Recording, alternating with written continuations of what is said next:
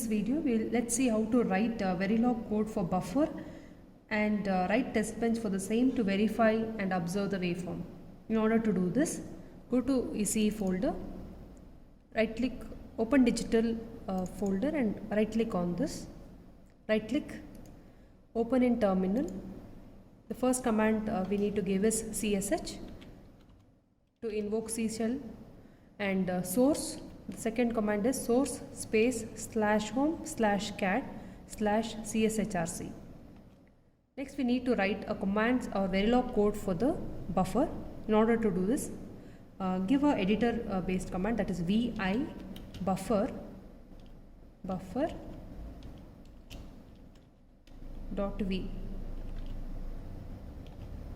So we have a buffer program here. We know that buffer is just formed by cascading two CMOS inverters back to back. That's the reason we have two PMOS NMOS. We can see here we have PMOS NMOS and PMOS NMOS.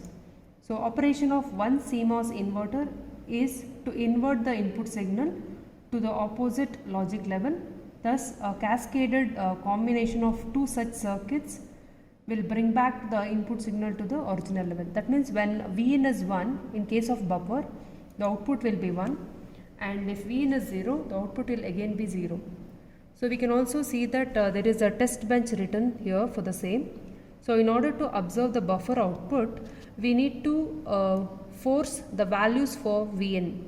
So we can see we have forced values 1 initially, after 10 nanoseconds it is 0, then 1, and then again it is 0. So this is a test bench code written. What we have to observe is that first in the module, the main program, the Verilog code, so the file name and module name is same. The same name should be given in the buffer test bench program. So these names cannot be changed, and you should also remember the module test bench name in order to observe the waveforms. Now let's check out the output. Now you press escape from the keyboard, :WQ, which means quit and save. So it comes back to the command prompt window. So the first command is ncvlog, file name, that is buffer .v space -mess. It displays messages for the same. So we have two error warnings here. The first one is for the Verilog code and second one is for the test bench. So since errors and warnings are 0, we can go for the elaboration step. The second step is NCE lab elaboration space -access plus RWC space small case plus RWC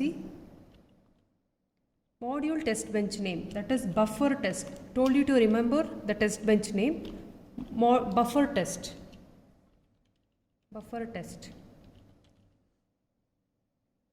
minus space minus mess. It displays messages.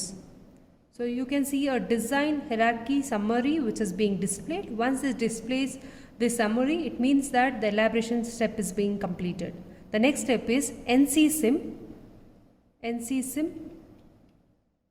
In up down arrows we can find some commands. However, you should remember all the commands here. NCSIM -GUI graphical user interface test bench name, module test bench name, never give .v. Just press on enter. So I mentioned that the input signal will be equal to the output signal because it is a buffer. So select on the buffer test here. So press shift and select V in and V out. Send it to the waveform window.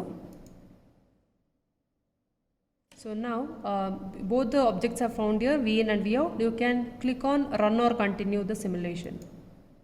So from the timeline, we can verify the truth table. The first is when V in is 1, V out is 1, correct?